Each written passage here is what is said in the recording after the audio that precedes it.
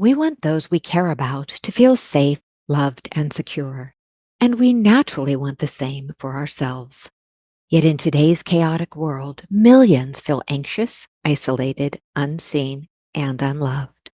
Particularly after the pandemic, which took many people's lives off course, feelings of hopelessness, confusion, disappointment, and shame abound.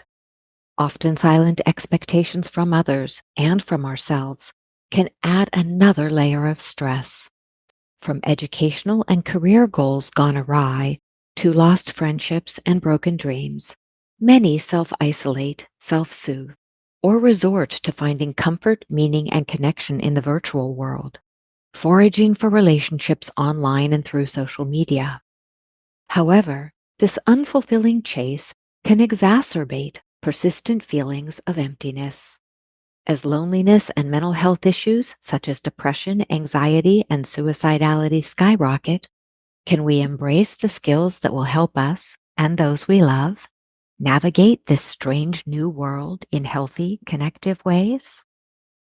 Today, we'll focus on this listener's real-life question.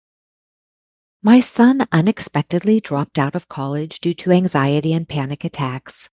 After his high school moved to virtual classes during the pandemic, he lost a big part of his identity because he was popular and a big local sports hero. He never bounced back. Now that he's home again, he's isolating himself. I think he's ashamed and depressed, but we can't get him to see a therapist. How can we help him? And with that question as the focus of today's episode, I'm Dr. Carla Manly, and this is Imperfect Love. Welcome to Imperfect Love with Dr. Carla Manly, psychologist, author, and relationship expert. I'm here to help unravel mysteries and misconceptions about love, relationships, and mental health issues, plus everything in between. Love is complicated, people are not perfect, and relationships surely can be tough. Together, we'll navigate this messy, imperfect space of real life.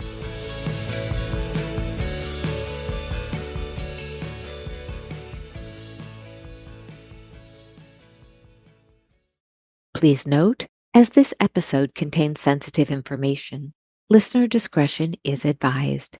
If you need mental health support, please see the special links in the show notes. Today, I'm joined by a very special guest, Dr. Sherry Kelly, who will be sharing her expertise on neuropsychology, the body's stress response, and how to write a positive code for your brain. Welcome to the podcast, Dr. Sherry. It's such a pleasure to have you with us today. Thank you, Dr. Carla. It's wonderful to be here. So great to be speaking with you today. Well, thank you for sharing your expertise with our audience. And before we launch into the question of the day, could you tell our listeners just a little bit about what makes you, you? What makes me me? That's a great question.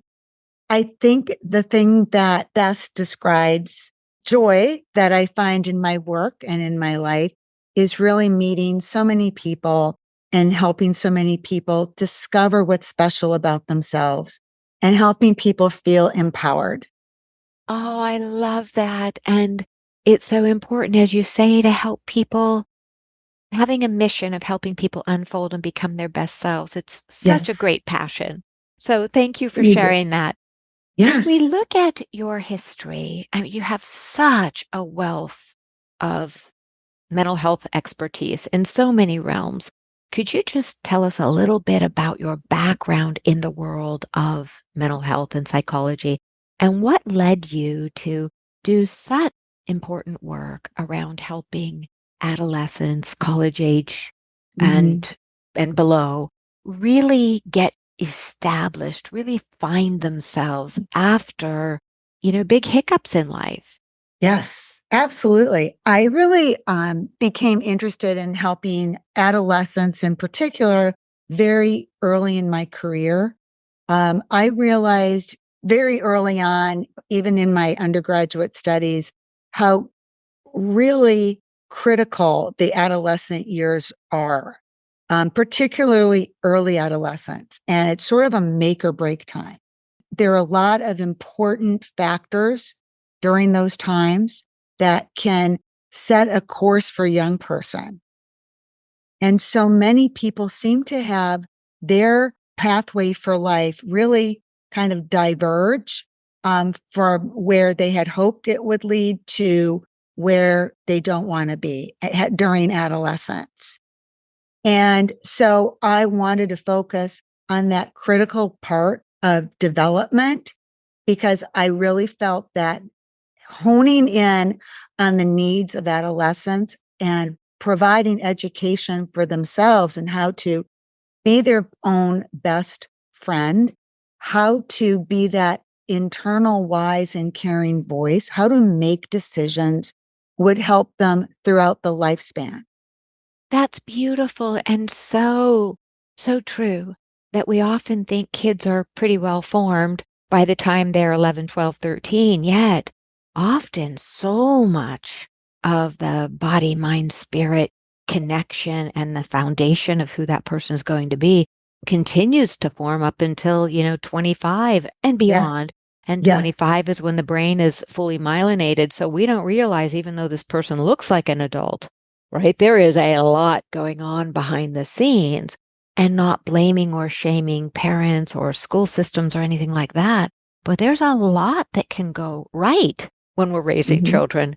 And there's an awful lot that can go wrong, not just in the parenting and the caregiving, but in the external world. We're sometimes not aware whether it's bullying, whether it's a pandemic, whether it's a teacher who doesn't believe in the kiddo.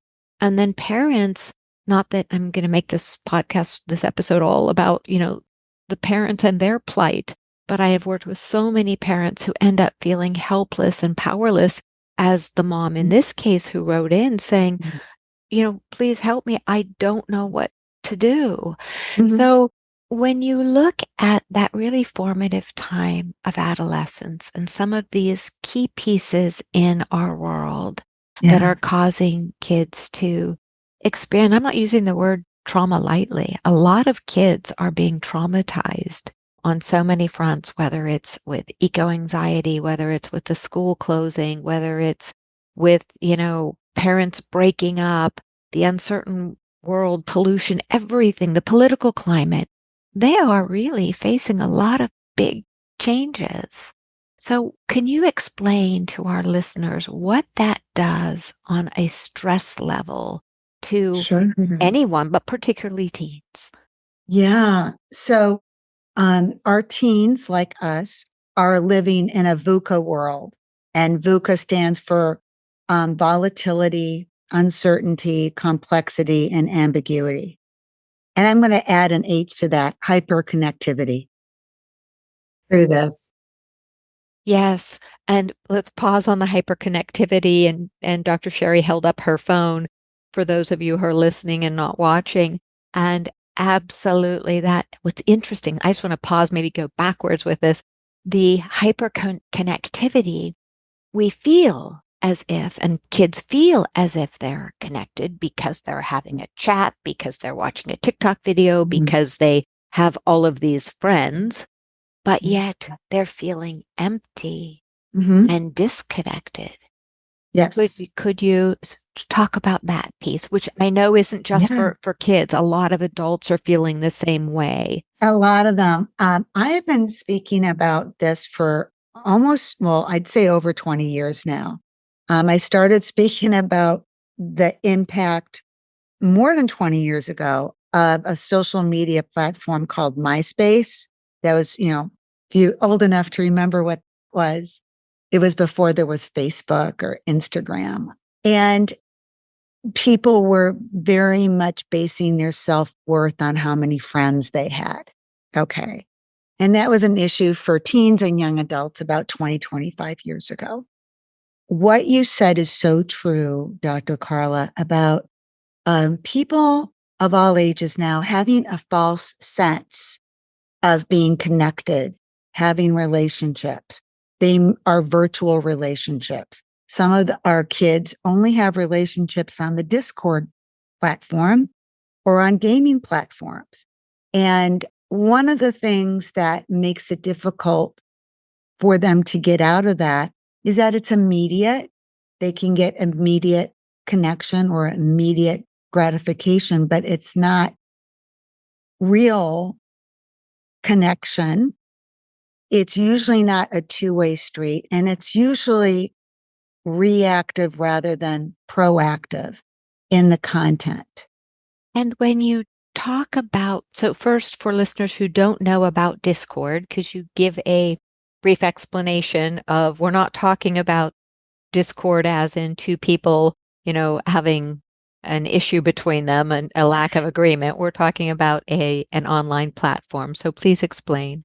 It's an online platform that a lot of young people use. It's a social platform. A lot of people that like to talk about different topics, but also a lot of young men use it. And it's a platform where, one of their big, I think, topics of conversation is also about gaming, virtual life itself. So it's not a platform typically where people just want to, look at pictures like an Instagram or look at videos like on TikTok or Date, for example, if you go like on a dating platform. This is an interesting platform, and there's a lot of interesting, quote, discord about what's going on in the world right now, what's going also on in the world of gaming, since, that's big for a lot of young people. And when we look, I really love how you were talking about there is some communication going on. Yet, and I'm not saying it's not substantive communication, but it's different from the kind of communication that human beings have known for century after century after century, which is eye contact, which is watching body language, which is being in the same room, sitting on the grass or, the earthen floor or on the couch and having a back and forth and the ability to watch all of these cues as you're having a true discussion, the chance when you're in real time in the same place to very quickly get a clarification, see that you've made a misstep, see somebody's eyes go, oh my goodness, when you've said something that hit them the wrong way. And and plus that capacity, not that it's not impossible to build a true friendship in the virtual world, but there's so much more of a capacity over time to develop deep relationships when you go for a walk with someone, when you meet them for coffee, when you help them clean out their house after, something's happened. All of these life experiences that are shared that create a fabric that deepens the relationship and creates a more substantial friendship. Yes, exactly.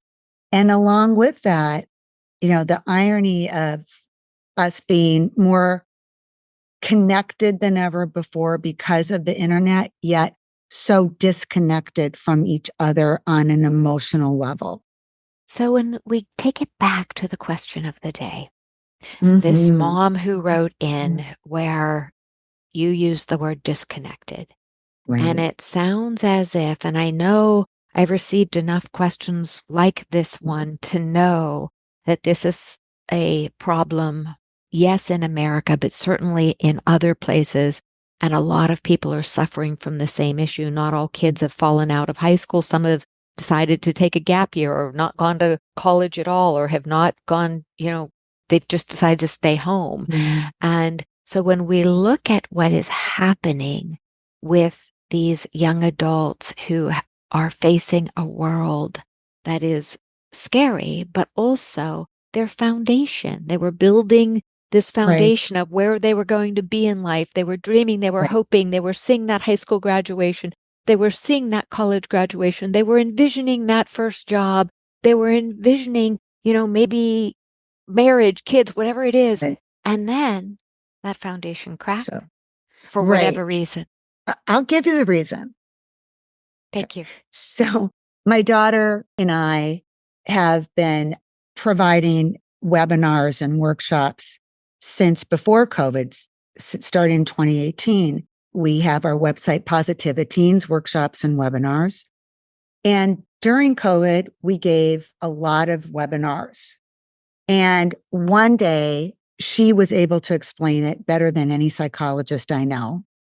And she got a little, I mean, and really, she was very direct, which she can be because she's my daughter, but you know, and she said, here's the problem that I want you psychologists and parents to understand. COVID came and everything changed. We suddenly were told what we could do, and everything changed. All of our expectations changed. Okay. We no longer could expect going in person to school. We couldn't expect to reach milestones like learning to drive or going on campus visits if we were going to go to college, or having summer jobs or having summer internships. You told us, how to breathe. You told us how to stand 6 feet apart. Okay. You told us actually where we could go and where we couldn't go. You told us how to learn in our rooms. You told us who we could be seen with and who we couldn't be seen with. Okay. So all of our expectations of the world and of our life were taken away. But you know what didn't change was the expectation, the unrealistic expectations you as parents have of us kids.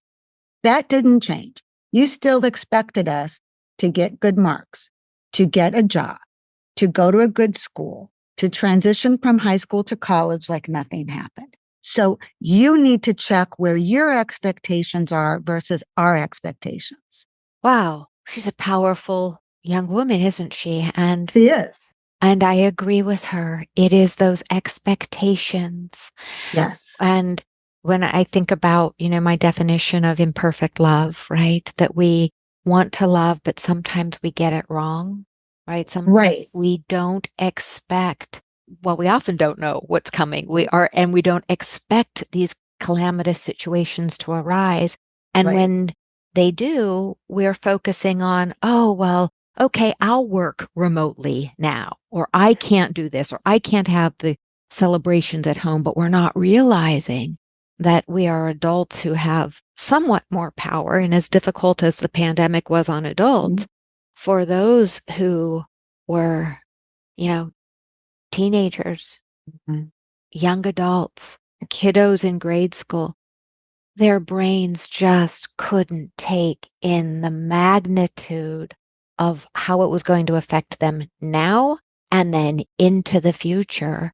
And so for us adults, I agree with you. Our job is to really wake up and realize it was hard enough for us to get back into form. And I know many adults who are not back into form after the pandemic, who are not back into their regular routines. And it's, several years later, yet we somehow expect our young adults whose hopes, dreams, timelines were crashed to just get back on that horse and ride into the future as if nothing happened, as if their developmental stages and their agenda, their hopes, and their parents' hopes for the future hadn't been completely tumbled.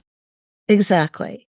And so it hurt at teenagers and also young 20 somethings the most.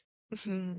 And that is something that the NIH and the CDC has found in their research. The levels of depression and anxiety were highest among late adolescents and early 20s. They're at serious developmental stages. I think in my personal work, and I've spoken to other people that focus on teenagers, we're finding that it's hit boys more than girls because their social communication skills tend to develop later than girls. And it was a different type of socialization. And so it seems to me that young men are having a particularly difficult time transitioning to college. And that makes sense because developmentally, as you said, males tend to be, behind females. And when we look at the listener's question, where there's this mother is saying, regardless of gender, we are seeing an individual who I think the mom's on target. That individual likely feels ashamed. It sounds like some of his peers continued on without a hiccup or without a hiccup that he knows about, Right. because often, people are too embarrassed Right. to talk about what's on inside. Mhm. Yet now he feels as if he has failed. It sounds as Yes. if, and so now he has become a recluse in his own bedroom, refuses to go to therapy from what the mom says, and isn't taking part in the world. So, what would you recommend as we talk about the Mm. trauma response and how to create new code for your brain? I love that. Let's, create the Let's new go code. there. Okay. So, the self-isolation is a coping response. Okay. This is how he's coping. It's often something that we do when we feel overwhelmed. It's often something that we do when we're afraid. And so I think the first thing in talking with a child of any age is to allow them to express their emotions without judging the emotions, Mhm. to let them know there's no such thing as a bad or good emotion. I And 100% agree. And some people call anger a negative emotion. Nope. All of our emotions are messengers. It's how we use our exactly, emotions that's either healthy exactly. or unhealthy. So Okay. it's also, they are messengers and they're also alarm bell. Hmm. Okay. Your brain, its job is to keep this alive. And so our feelings are, and our emotions are like the alert system for our brain. And that is telling you what you need and what you need to do. So does that make sense to you? Absolutely, because those emotions are there for a reason. Yeah. They are there to tell us we are safe or unsafe. And it's Yeah. not that our emotions are always telling us the right message, but that's our job, is to be able to slow down and decipher the code, which Yeah. takes us to the fight or flight response, the Yeah. stress response. So, you start this conversation about what is your anxiety trying to tell you? Not why are you anxious? What is your anxiety alerting you to? What are your fears alerting you to? What are those tears alerting you to? And that's not judging. And sometimes you need to really step back, write it down. Okay. And I love what the Gottmans do with the anger iceberg. Mhm. And I use that Gottman's anger iceberg. I do an anxiety iceberg. Thank you, Gottmans. But I do the anxiety iceberg with my clients and we talk, oh yeah, the anxiety is just the tip of the iceberg sticking up out of the ocean. What's all that stuff floating underneath that anxiety iceberg? Okay. And usually the number one thing is fear. Okay. Absolutely. And so for our listeners, just slowing it down, the idea of the iceberg has been around for a very long time. And what you want to visualize when we're talking about the anger iceberg or any iceberg, anxiety, whatever it is, that what you see at the top, what is manifesting in the case of the anger iceberg, may be anger. That might be what the person's showing you, the anger. And then when we go down below the surface where the bulk of the iceberg is, that's the hidden part. Then you see all of these sections underneath the anger, which might be frustration, irritation, sadness, guilt, grief, horror, rage, all of these things. And that's the beautiful part, is once we learn, and so we'll go back to what Dr. Sherry's talking about. She's putting anxiety above the surface. So for the listener's question, what the parents are seeing is the anxiety.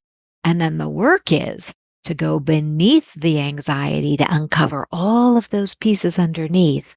And what are they? And making friends with them, not Yeah. judging them, just Not judging. noticing what's there. Okay. Thank you, Yes. Dr. And I Sherry. sometimes ask my clients to actually draw an iceberg and they put what's underneath the surface. And reassuring our kids that emotions are there for a reason. They're not to be judged and not something to even be afraid of. That's one thing. The other thing is a lot of kids have lost the perception of the reality of what they just went through, of having their development derailed. So I would tell this young man, you have had a normal reaction to an abnormal situation. Absolutely. And listeners, that is such a key piece for many people who experience trauma. And you might be thinking, well, I know kids who weren't traumatized by leaving school during the pandemic, and that's okay. We all have a different response. It's why somebody can be in a car wreck and be terribly traumatized, and another person simply may not be. We all respond differently because we are all uniquely imperfect human beings. So, okay, continue, Dr. Sherry. So Thank you. the other thing that we want to do with young people is build up and allow them a platform upon which they can regain a sense of internal locus of control or perceived control. You Okay. got that? Love the terminology, listeners. Let's explain that. Yes, internal locus of control means that you have a sense of personal autonomy. And sometimes when life situations occur, trauma occurs, you feel powerless. You no longer have an internal sense of control, an internal locus of control.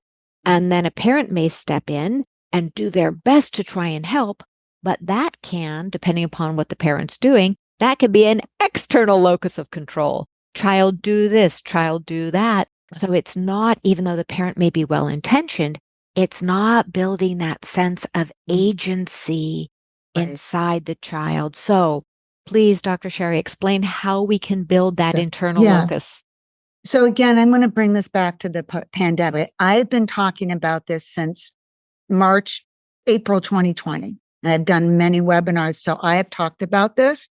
Other people are now talking about it, but I started talking about this very early on. The pandemic and the rules, the expectations that were set in place, the changes that were set in place shifted young people from having an internal perceived locus of control to an external locus of control. And that means they were told a lot of things they couldn't do. The rules of the game changed. So that shifted their perception of having their ability to make change in the world or make change for themselves, to have power. Okay. To have power. Okay.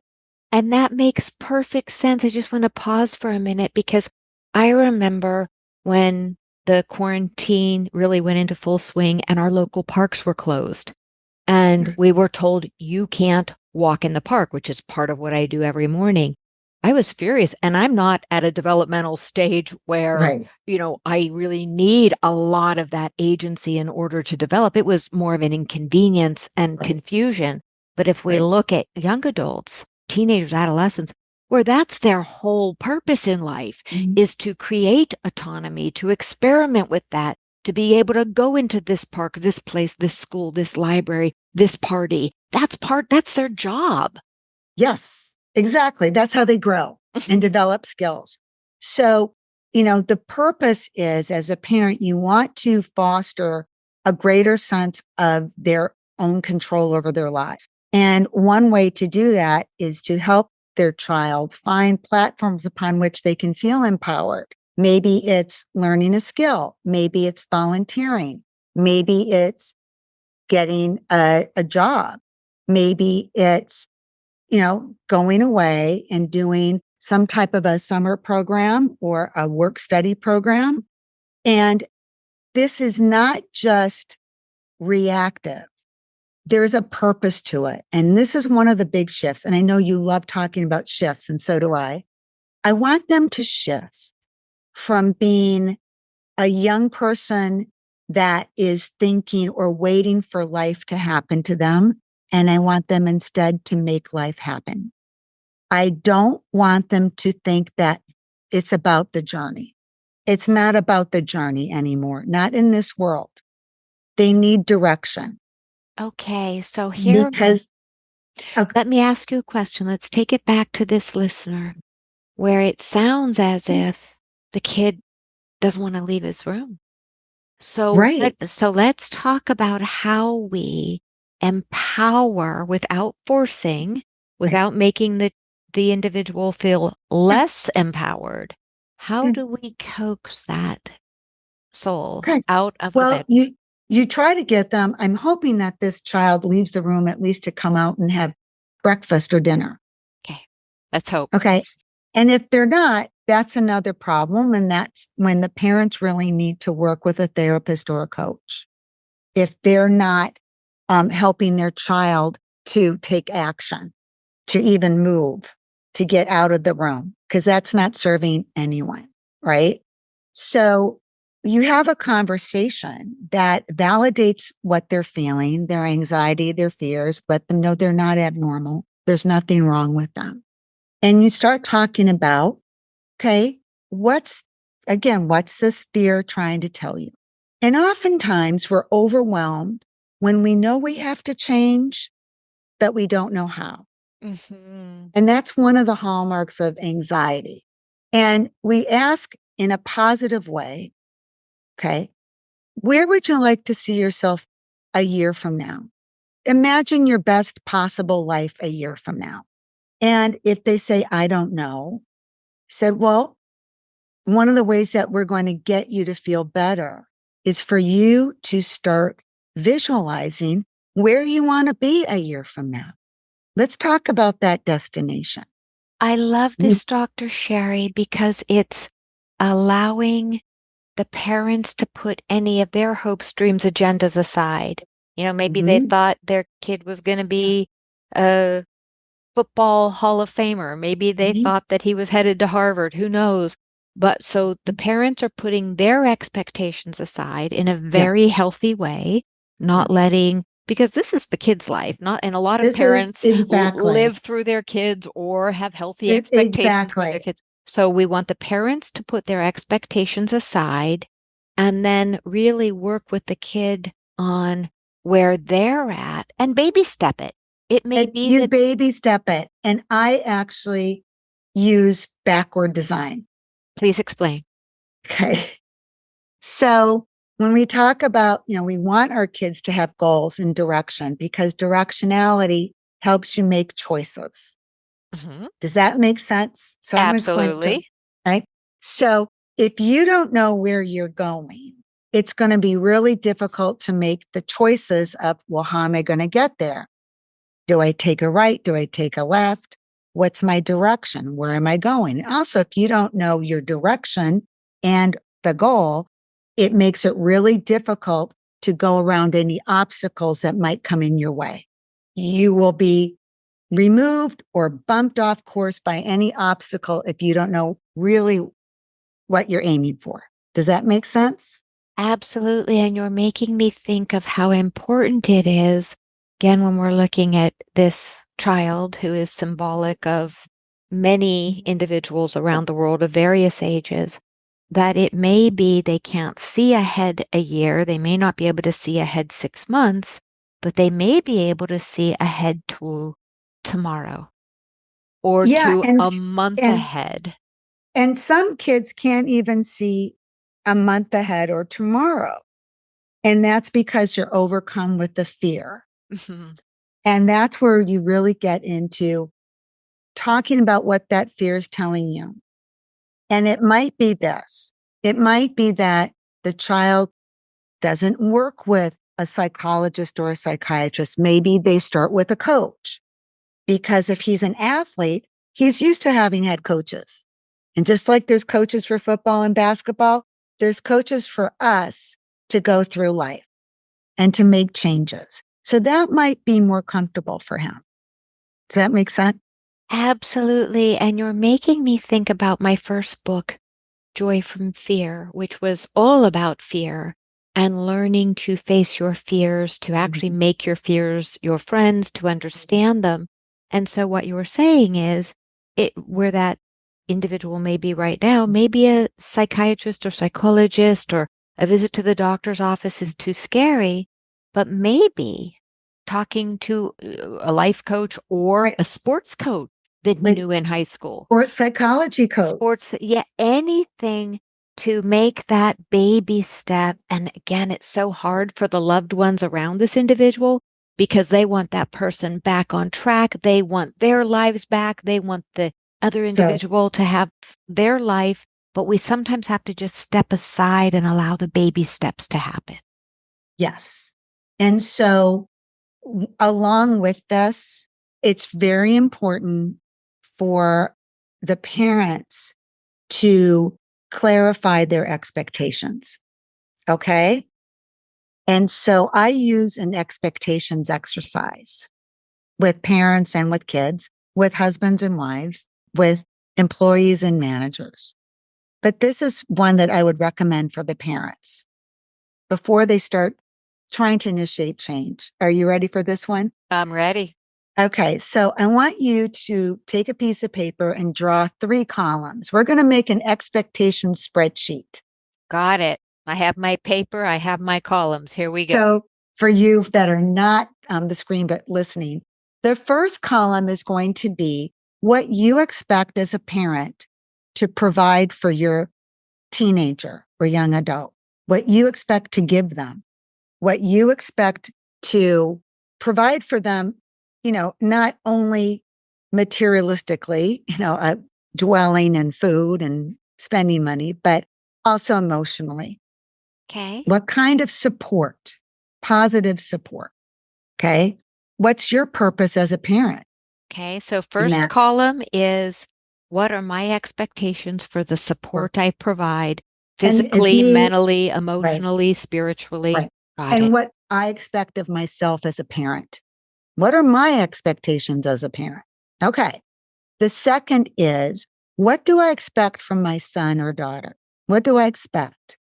So it's like, all right, I expect you to do your laundry, do your dishes, start talking to us about what you might want to do, not to stay in your room. And it's different for everybody. Mm-hmm. This is for what they expect of their kid. And meet the child where they are. Oh, it's going to get, it's going to get even better. Okay. It's going to get even better. Then you make the third column. And the third column is what they think their child expects of them. Got it. So what you think he or she expects of you as a parent. Okay. So we have our 3 columns. So just making these 3 columns, it's going to help you clarify your expectations, right? And as we know, clarifying expectations is the foundation for healthy boundaries. Absolutely. And I love, Dr. Sherry, the way you make it so crystal clear. And each person gets to do this exercise, right? We're going to do that. Each caregiver gets to do it. And then we get into the second purpose of this, which is look across the 3 columns and see where there's marked discrepancies. Where are there major differences? And those differences, those discrepancies between the expectations or between expectations and the reality are the stress points in your relationship with your kid. And I love how you said, by the way, that this can be used in any relationship. Yes. So, and that makes sense because expectations, they're often silent. We don't talk about them. So when we start talking about them and look like, well, I expected my kid to graduate in this year and to be on this track and go there. So sometimes then we project our expectations onto the kid, which makes the kid feel more stressed, more anxious, and more powerless and traumatized on yet another level. Right. Because he has expectations too. And as my daughter said, few years ago now, during, COVID, that, everything changed except for the expectations you have of us. So clarifying is the first point. The second step is to then look across this spreadsheet and see where the differences are in expectation. And then if you do this with your partner or spouse, other parent, then you can see, wow, you and I have even different expectations of what we expect of our kid. Well, that's going to be a problem too. Okay. And then I do this with the kids in my therapy coaching, and we kind of look at the discrepancies between the kids spreadsheet and the parent spreadsheet. And that becomes a platform upon which we can really have rich conversations about what we expect and what mom and dad expect, and the internalization of parents' expectations on the child. Absolutely. And it's that silent Yes. internalization of the expectations of parents, of society, of Yes. parents' friends, of the Right. kids' own friends, of everybody in school who expected you to take this role, that role. It is a heavy, heavy weight to bear. Yes. And so with this, I have to say, as a psychologist, and you know this, if the young adult or teenager is exhibiting any signs of, major changes in mood, suicidal ideation, self-harm behaviors, not sleeping, sleeping too much, gaming more than they're awake or sleeping, or if they're spending most of the day gaming, if they seem addicted to a device, okay, if they refuse to leave the room, that's a cry for help, and you must call your primary care physician, get immediate help. And we take this very seriously, right? Absolutely seriously, because mental health, when it's not mental health issues, when left unaddressed, some people think if I ignore it, it'll get better. Right. No, it only festers, it only worsens, and only makes the sense of isolation or the addictive behavior or whatever's happening, it only gets worse, creates more shame, and then the fear gets bigger and the anxiety gets bigger. So let's talk. I know we're getting toward the end of our time together, so let's talk about new code for the brain. How Okay. I know you're setting the stage for this. Okay. Well, I want to say also, you have wonderful resources on your website, and that, people should look at those too. But if there's any danger of suicidal ideation or self-harm, you can call 911 or take your loved one to the nearest emergency. Absolutely. And we have the 988 resource Yeah. now, the suicide mental health help. Now, I always have great links in the show notes as Yes. well. And I agree with you, Dr. Sherry. We want to I don't think we can take mental health issues too seriously. That's right. Yeah. So thank you for mentioning that. So when we talk about coding for the brain, you have more power over what you feel than you realize. So from my training, and I think your training too, I use a lot of cognitive behavior therapy, acceptance and commitment therapy, and positive psychology and choice theory, which ages me, tells you my age, Dr. Carla. But I love choice theory. So what I'm saying is that realize that you have more power than you realize of the fact that you have a choice. You have a choice of how you decide to think about things. You have a choice of how you decide how you want to download and save, like a computer file, your experiences. If we can change the way you think, it will change the way you feel, and that will change the way you act or behave. Is that right, Dr. Carla? Absolutely. And I love that you're bringing this up, and have to highlight, Dr. Sherry. We take it back to the question of the day. What was taken away from this young person when the pandemic happened, when any big trauma like this happens? Choice, agency taken away. So I agree with you. So let's keep going. I love that you Yeah. highlighted that. Let's talk about how to make that power of choice, even in tiny little ways, really amplify that power of choice so we can create new neural networks that are all about, instead of helplessness, powerlessness, which are those are really Right. happening underneath the Yeah. anxiety. So let's find a way where we can really create more neural networks that are all about choice and agency. So here you go. Think about this power statement. When you see choices, you have chances. Yes. All right. So let's go back to that previous conversation we were having about the importance of direction and goal. Okay. Yeah. And if you know where you're headed, you know where your direction is, any obstacle will not set you off your mission. You just go around it. And Simon Sinek has a great YouTube video on this about destination. But when we think about this, you think about the choices you have in your life. Okay. And think about number one, you ask the what question. What is this feeling trying to tell me? What's this feeling alerting me to? And then you go to the second what, which is behavioral activation. And we go into what might make me feel hope? What might make me feel better right now? What might make me feel like I'm doing something about it? What might make me get one step closer towards my goal? Yes. And I have colleagues of mine created this wonderful set of flashcards, mind focus coaching. Okay. I use this example. And if for those that are listening, it's imagining two doors, a red door and a green door in your brain. And you think about, well, which door is going to get me closer to my goal or get me closer to feeling better or get me closer to having a healthier life.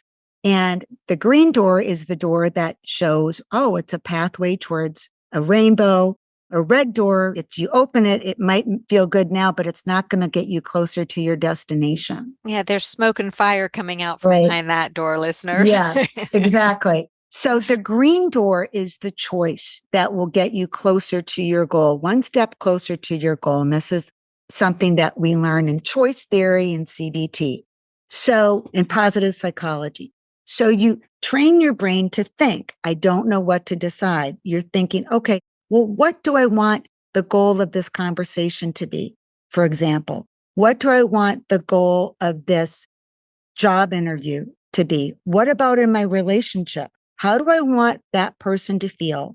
How do I want to feel after this conversation?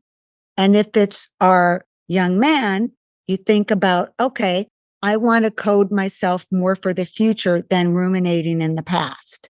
So what decision, green door, red door, is going to make me feel like I'm getting one step closer to a preferred future, to making positive change? And that's one easy way to start practicing to recode your brain for positivity so that you're looking at the future. You're not looking in the rearview mirror. You're looking at the donut and not the hole. And this is so important because we can make it really practical now. I've worked with individuals who are so depressed they can't get out of bed. Yeah. So when we look at something like choice theory, they can simply make it something like, well, I can get out of bed to go to the bathroom, and that's a win. Or I can stay in bed and be really uncomfortable and maybe make a mess. And that's, so which one do I pick? I pick getting out of bed to go to the bathroom. Then the next step might be, I'm really hungry. Do I stay here and let, my stomach really churn for food? Or do I go to the kitchen and make some eggs or get a bit of cereal? And some people really are so chemically depressed or chemically anxious that they need the gold standard per research of the combination of therapy. CBT is Yes. preferable towards what we don't know in the research, and medication. Some people need that because physiologically they need it. Absolutely. And there's no shame in that. Some people like to avoid psychopharmacology. And you're right. The gold standard from what our research shows us is that two-pronged approach of therapy, generally CBT, although there are other highly efficacious forms of therapy, coupled with a well-studied psychopharmaceutical. But remember, listeners, and this is a key piece when we're talking medication, sometimes medication that works for one person doesn't work for another Yeah. person. Yeah. And so realizing, as many well-regarded researchers have said, it is a bit of target practice. If you're going Yes. the medication route, you are not broken. Your child is not broken if a certain medication doesn't work. It simply means that individual's physiology doesn't match well with that particular medication. So sometimes you need a couple. So I'm glad we got that piece out of the And way. there's also alternatives that a good clinician will go over with you if you're not comfortable. There's really good alternatives. So I wanted to say, so some of the strategies that I shared with you today are in my new children's book that's coming out next month. And it's called Your Tiger Inside. And it's a book, it's a children's book. Many of the strategies I shared with you today are available in my new children's book. And it's called Your Tiger Inside. And these are strategies to develop emotional intelligence and healthy emotional communication in little ones, age 4 to 8.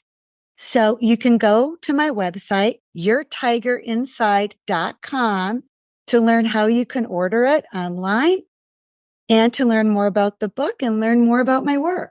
I love that you brought up your book. I was going to ask you about it. And even though it's geared toward a younger age group, I really believe in targeting the younger ones so they're growing up with healthy skills.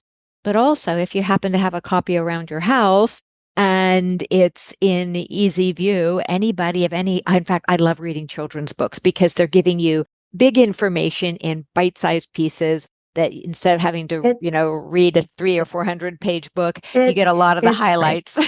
Yes. And it's great for parents. It's really good for parents to learn how do you communicate and not judge your child's emotions. And as you know so well, so many of the problems that we face in relationships are because our emotions were judged when we were younger. Absolutely. We were told we were stupid or we should be quiet or why are you being a sissy or why are you crying? And so, yes, we want to make those kind of messages a thing of the past. So, Dr. Sherry, also, I do have to say books like that, because I'm such a fan of children's books, are super for schools, for waiting rooms, for grandparents. And I love that they're so evergreen because emotional intelligence is something that we want to bring to the forefront of all of our relationships. So, Dr. Sherry, where can our listeners find you? Please go to yourtigerinside.com. Okay. Or you can also reach me at my website, mindandheartcoaching.com, or our positiviteens.com website. Excellent. And listeners, all of this will be in the show notes so that you'll be able to find Dr. Sherry readily. Thank you so much for sharing your time and your wisdom and your energy with us today. It's so appreciated, Dr. Sherry. Thank you, Dr. Carla. It was an honor to be with you and your listeners. Hope to see you again soon. Thank you. And this is Imperfect Love.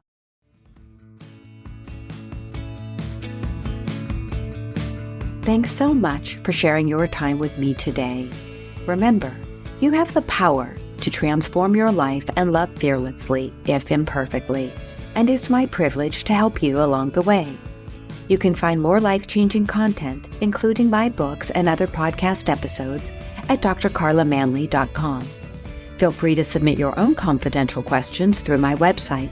I'll do my very best to include your issue on a future episode. If you found this podcast helpful, please subscribe and leave a review. Until we connect again, this is Dr. Carla Marie Manly wishing you oceans of blessings and love.